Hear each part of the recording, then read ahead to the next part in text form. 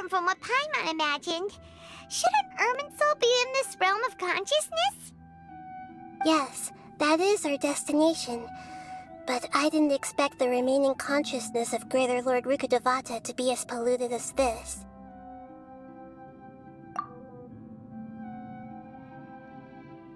Forbidden knowledge? It seems you know about a concept that even I don't completely understand. Could you tell me what you know?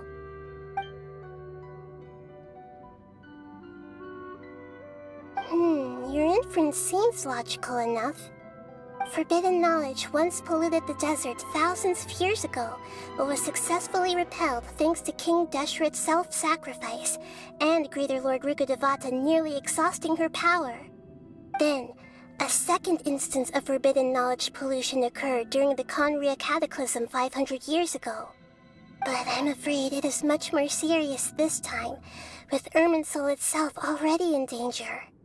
So, if we're in the remaining consciousness of Greater Lord Rukkhadevata, and it's also been affected by forbidden knowledge pollution, then does that mean, in order to save us, Greater Lord Rukkhadevata? Yes. It's very possible that she sacrificed her life in the fight against forbidden knowledge. She didn't completely eradicate forbidden knowledge, but if it weren't for her actions, the pollution would have been far more rampant over these past 500 years. The way that everyone, including me, has forgotten everything about forbidden knowledge may very well be due to her restoration of Irminshul. Aww.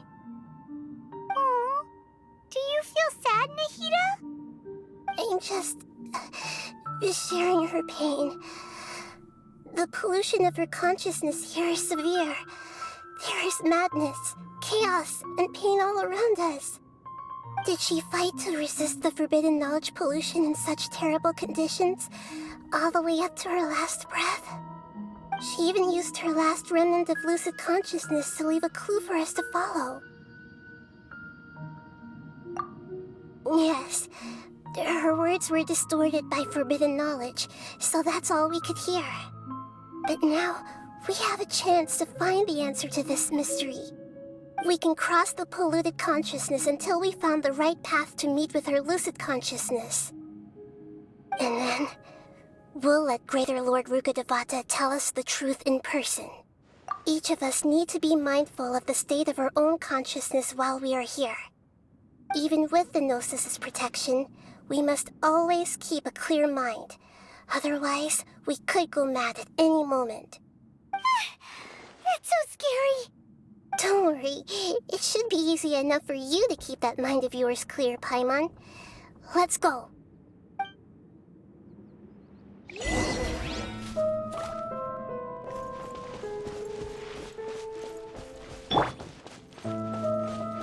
Are we in the air?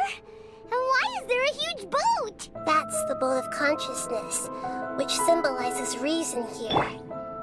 Its course is the direction our consciousness is traveling towards. If we lose control over our consciousness, we will fall into madness. So let's make sure the boat stays on course.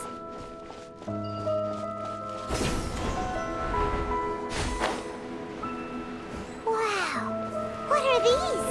The monsters seem to have been affected by them.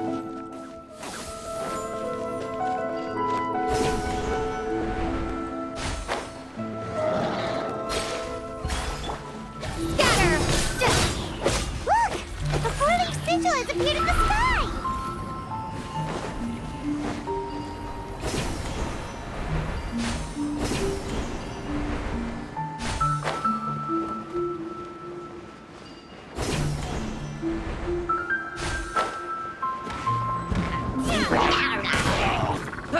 Exterminate!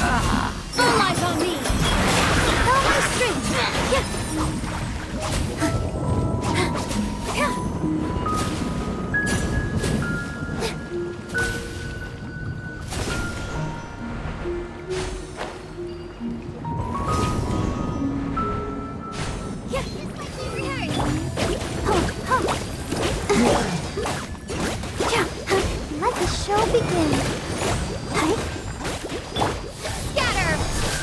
control the boat of consciousness, we need to find the helm first.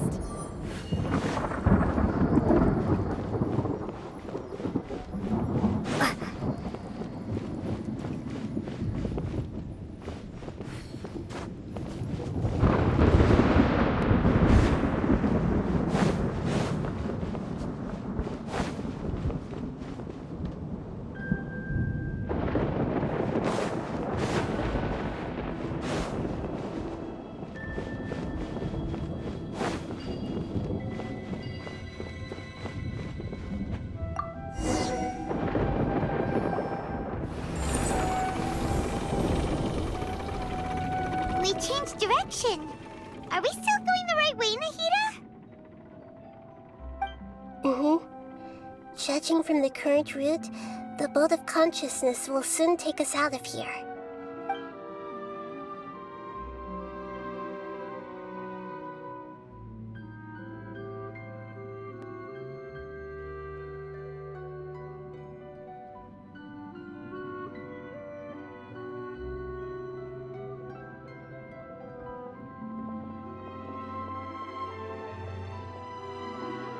We'll be arriving at our destination soon. How are you feeling? Are your minds still intact? Huh? But everything's been completely normal for Paimon. Hopefully there won't be any more interruptions. This time, we should be able to meet Greater Lord Rukkhadevata. Are you saying you've never met Greater Lord Rukkhadevata before? No. It seems that my birth and her death took place at the same time. Otherwise, I think she would have given me a little more guidance, and I could have done a better job. Hey, you've done a great job, Nahida. Let's get out of this creepy place and go meet her.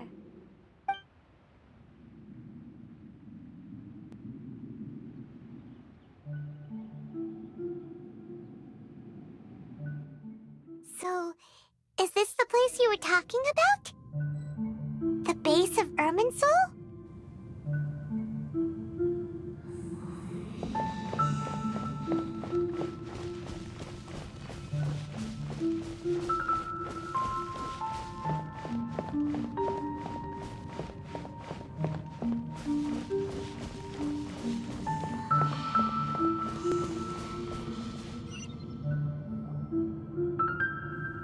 Well, this is the place.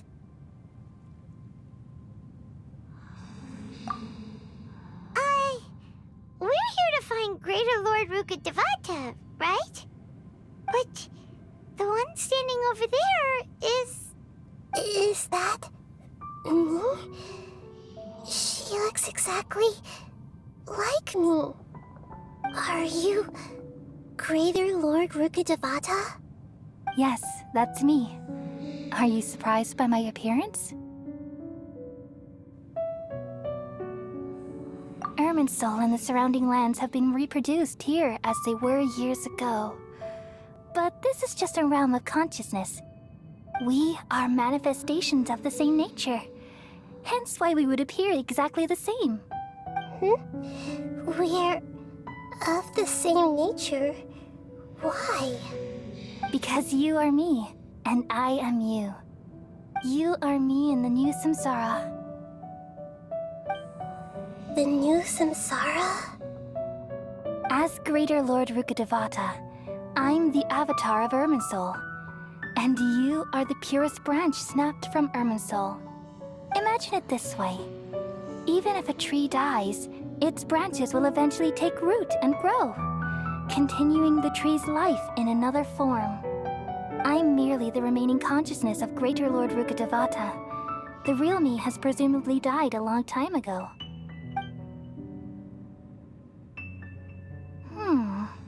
Judging from your appearance, I've probably been dead for 500 years.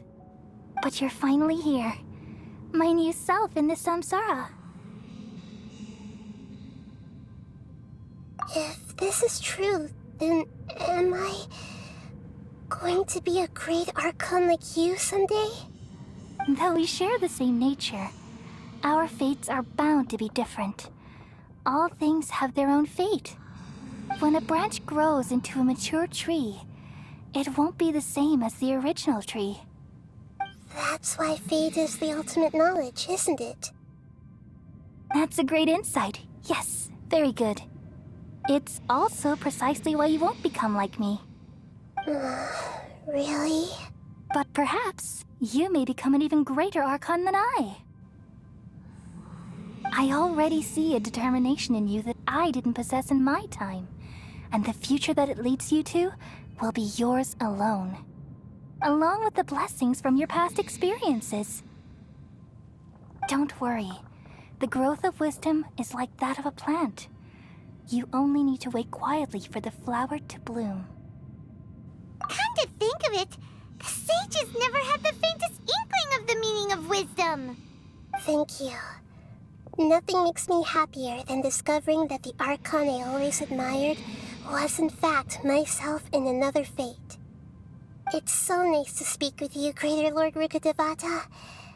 I've always wanted to meet you. The feeling is mutual. From the moment I snapped the branch off Irminshul and created you, I've also looked forward to talking with you. Could you tell me why you wanted to create me? And what exactly happened when you died? Ah, I see. You're here seeking answers, right? Everything that day, even the sky itself, changed into a color like this. At that time, the seven were all summoned to the nation of Conria. Except for me. I had a more important task to attend to. I had to protect Irminshul. The disaster occurred together with the pollution of forbidden knowledge. At that very moment, with my consciousness connected to Irminshul, I sensed something was wrong. The pain started to torment my mind. By the time I reached Irminshul, it was already displaying signs of corruption. Had I not repelled the pollution of forbidden knowledge with King Deshret thousands of years ago, I might have felt even more hopeless and lost. So what exactly is forbidden knowledge? It's a kind of knowledge that doesn't belong to this world, and a form of truth that can't be understood. It came from the very bottom of the abyss. Even I could never understand it. The world is constantly rejecting it, leading to all kinds of bad phenomena. If we allow forbidden knowledge to pollute Irminshul, I'm afraid the entirety of Teyvat could fall apart. So, there's knowledge that even the God of wisdom can't understand? At that time, I knew I couldn't repel the forbidden knowledge with my strength alone, which is why I created a device that compiled human wisdom and named it the Akasha. It's truly the world's most amazing invention. Thank you. For a long time, I thought dreams were the fruit of human wisdom. Though it was selfish to do so, I borrowed people's dreams using the Akasha. Then I compiled their wisdom and all of my own power. Well, did it work? Thanks to the wisdom of the people of Sumeru, almost all the forbidden knowledge was cleared from Irminshul. But things didn't go as smoothly as I thought. I had a terrible headache, which gave me an uneasy feeling. And then I remembered that my consciousness was also connected with Irminshul. It brought me knowledge and wisdom, but vile corruption as well. From the very beginning, my existence had been polluted by the forbidden knowledge. Oh no. How could that happen? I've experienced that pain in your consciousness. It must have been a horrible experience. Yes, but my feelings weren't important. The important thing was that even if I died, my existence and everything related to me would continue to exist in Irminshul as memories and knowledge, meaning that the forbidden knowledge couldn't ever be permanently eradicated. And there's no way for me to eliminate myself. It would be a sort of paradox. So, I took the purest branch of Irminshul as my incarnation in the next samsara and left a trail of clues, all in hopes that you would come here and remove me and my pollution from Irminshul forever. Wait, no, I can't. So you realize what that implies? You are very smart indeed. Irminshul has all the knowledge and memories of this world. And as you've realized just now, removing me from Irminshul means I essentially will never have existed in this world. But this is the only way to save Irminshul. People love you so much, and they've missed you so much over the past 500 years. I am exactly the same. So how can we just forget you like this? Is there really no other way? There must be something else I can do. You're the god of wisdom, Boer. You should know that there is no other way. But this is so cruel. I don't want to forget you. No need to feel so sad, Boer. As someone who delights in wisdom, you should feel joy at finally finding the answer. These are the words in their entirety. The answer you've been seeking all along. Let the world completely forget me.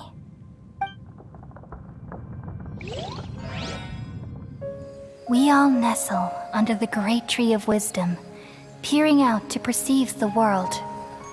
From the earth and from the rain, we perceive its wonders, until we become a white bird to perch atop a branch, and finally snap off the most important leaf. Once upon a time, I alone dreamed in this world. In my dreams, everybody would also dream after they fell asleep. Wild and wonderful thoughts would emerge from their minds. Some tumbled to the ground, and others floated to the sky, connecting all things in the world into one dazzling net. Among a plethora of worlds were numerous smaller worlds, all of fate, finding within the tapestry their brilliant glow. I gradually understood that these indescribable and constantly changing things are the most profound things in the world. Only they can completely repel the madness. Only dreams can awaken consciousness from the deepest darkness.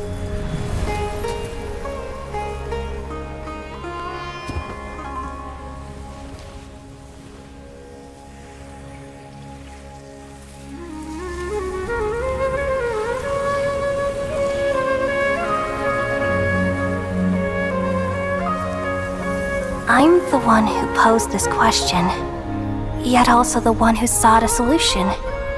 Saving the world with the dreams of the people used to be my answer. And now, you've also found your own answer, and I shall return all the dreams to the people.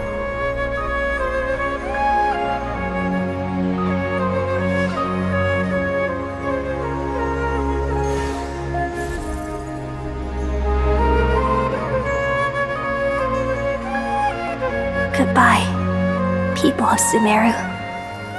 May you be blessed tonight with the sweetest of dreams.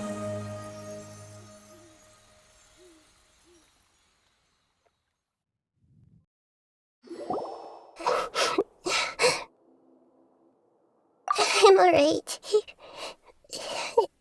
I'm just a little confused. We've just saved the world, right? So why am I crying? I don't know where this feeling inside of me is coming from, but I feel very sad.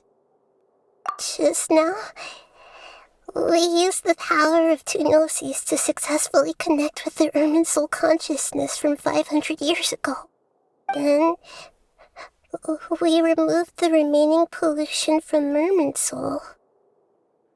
Yeah, what's wrong? Weren't you there just now?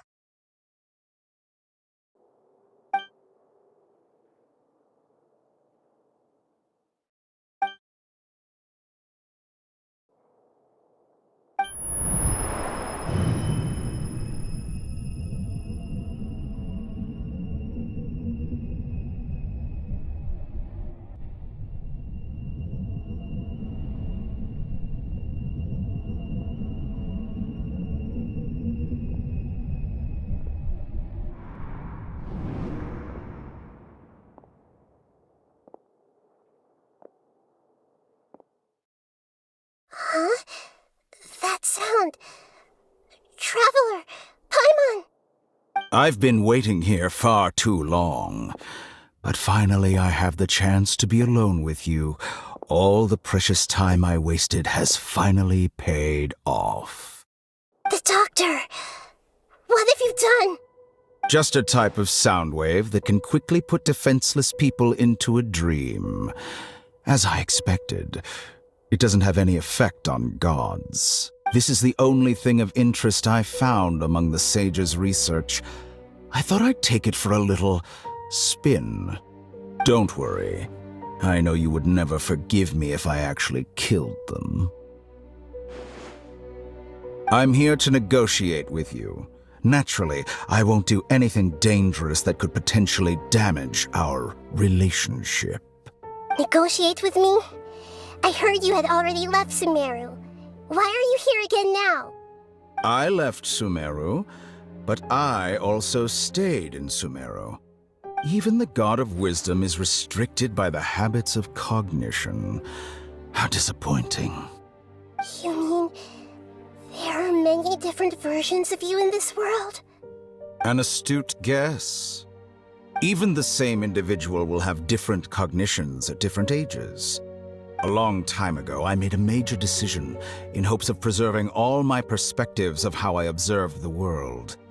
Observation is the first step of any experiment, but observing the current world doesn't satisfy me. It lacks an important dimension, that of time. So I saved segments of all my ages and made them into independent individuals. That's all there is to it. Indulge me. How does the god of wisdom find my method of seeking knowledge? It's an insult to the very concept of life. Life inherently has many rules and restrictions, each with its own significance and reason to exist. They can't be broken on a whim. Good. Amazing, even. Indeed, it's difficult for humans to make peace with themselves, not to mention oneself from a different period. Since you were in the academia, why wait until now to show up? You could very well have stopped us and helped that fake god. Simple. Let me ask you this. Would any staff member ever help the subject in the middle of an experiment? It was my experiment. So why should I interfere with the results? The academia saw the plan to create a god as their ultimate goal, yet you only saw it as an ordinary experiment. You really are crazy. If the experiment succeeded, you would have had a new god on your hands. How would you have faced your own god then? Would you still take the same stance? Would you still hold the same view of yourself? I'm first and foremost a scholar. These results should be left to the judgment of the hypothetical me confronted with that outcome. But you're right. And that's exactly why I'm disappointed with the conclusion of this experiment. As an individual, you don't have any sense of belonging. You seem to have even fewer convictions than a typical scholar. Oh no, I certainly have my own convictions. They just don't fit your standards, that's all. All right, that's enough conversation for today. The experiment is over, and it's time to tidy up the equipment and reclaim any useful materials. For example, the Gnosis. Lesser Lord Kusanali, you're an intelligent Archon. I'm sure you understand the disparity in our combat abilities at this time. Besides, you have no way to use that electro-gnosis in battle. Didn't you say you were here to negotiate with me? Somehow, it's starting to seem like you intend to take it by force now. I'm merely stating a fact. After all, I'm also a scholar. Naturally, I hope to show proper respect and dignity to the god of wisdom. Your hypocrisy is built on absolute confidence. I understand your scheme, but what if I were to destroy the Gnosis now and awaken the heavenly principles? Awaken the heavenly principles? Do you think that's really possible? The heavenly principles have been silent for many years, but the Gnosis are symbols of their control over Tevat and all the laws. Will the destruction of a Gnosis attract the attention of the heavenly principles? And if so, how do the Fatui plan to deal with the consequences? Do you dare to gamble such a possibility with me? Gamble? How surprising. I thought you would show evidence or use rigorous reasoning to prove your point. The word gamble is the last thing I expected to hear from the god of wisdom. But this is a clever move. You must have seen through me when I first captured your consciousness.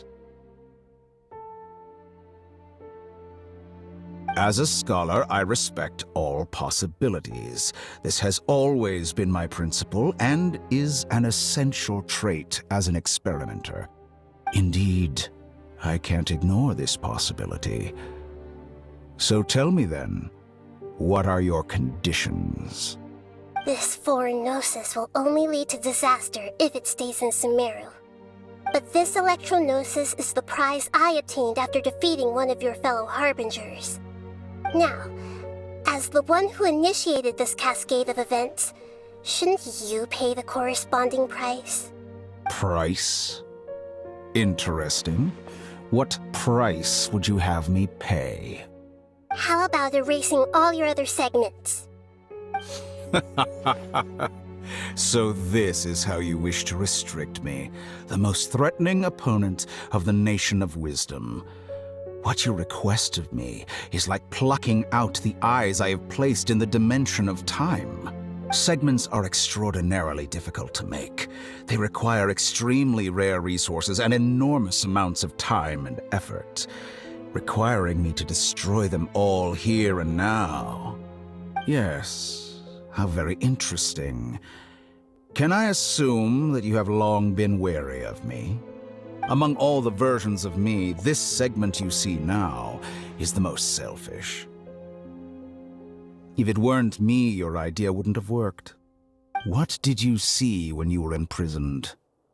You were observing me, and that's how you know I've long grown tired of their doubts and endless arguments. Like you said, it's difficult to make peace with yourself. Being as smart as you are, have you managed to do that? I see.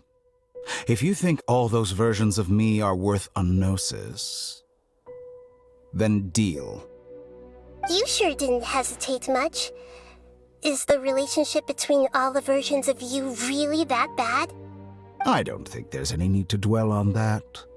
The surplus versions of me can be exchanged for a gnosis. Do you think anyone can offer themselves at a higher price? Besides, with my abilities, it's only a matter of time until I find better perspectives. Perhaps it's best to say, you're just temporarily ahead. But what I'd like to know is, how can you be sure that I've really erased them? I can see your remaining honesty.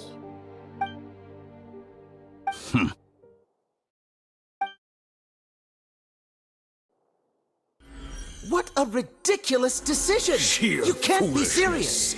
How could I have been so short-sighted? You think this is the end? Wait, I'll have my revenge! You'll make Good this moment riddance. count. You will regret this! Well, have you confirmed that it's complete? Here, take it. The future of Sumeru City will be in my hands alone. I will shut down the Akasha and let curiosity and the thirst for knowledge drive the realm of academics once again. There won't be any further gaps for you to exploit. It truly pains me that my academic achievements have never been appreciated in my homeland. Of course, I have no interest in being rejected by this city for a third time. Another chess piece. And where is your dendronosis? Don't be greedy, Harbinger of Snezhnaya. No, this is a different transaction. If you intend to turn off the Akasha anyway, then there's no further use for the Gnosis of Sumeru, is there? Besides, isn't it the Archon's duty to deliver what's desired of the Seeker? Oh, judging from your expression, you don't seem to find the idea very agreeable. Then let's think of it this way. Since you're the god of wisdom, how about I exchange some knowledge with you? People exchanging knowledge with the god of wisdom is the stuff of legends. Yet here you wish to exchange knowledge for the god of wisdom's property. Arrogant as that is, it has piqued my interest. Let me ask you, have you in all your mighty knowledge ever heard the rumor that the skies of Tevat are fake? Huh? That's the secret hidden by Irminshul concerning the truth of this world.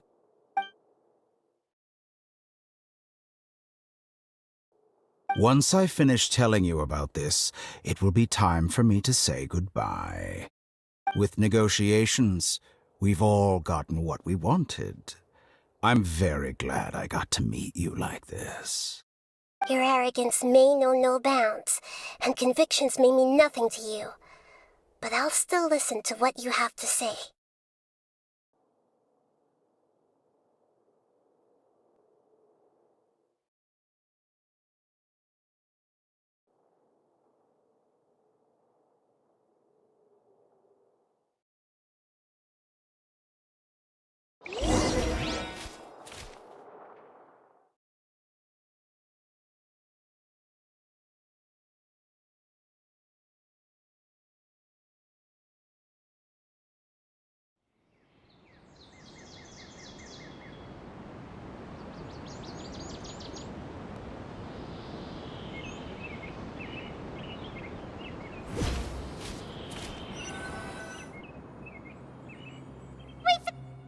Together!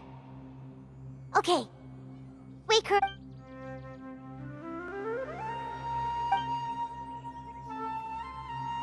Are you awake? Kali says it's time for breakfast. Come on, get up!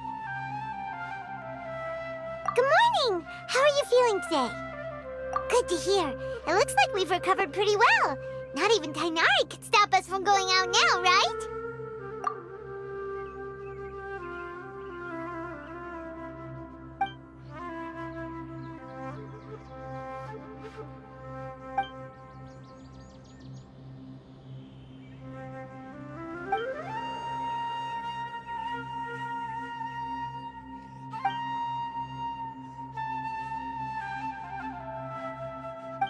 Traveler, let's go!